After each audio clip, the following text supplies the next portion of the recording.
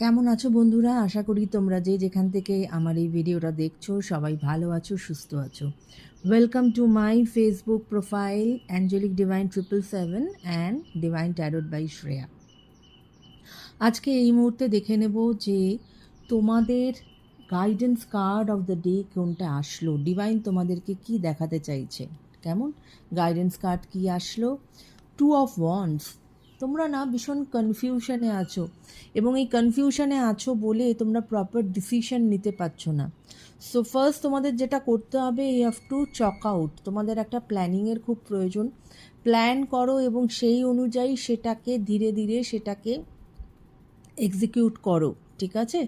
এবং অনেকের ক্ষেত্রে হতে পারে যে তোমরা যে যেখানে আছো, যে কমফর্টে আছো, সেই কমফর্টটা ছেড়ে তোমরা কিন্তু কোনো ট্র্যাভেল করতে পারো আজকের দিনে।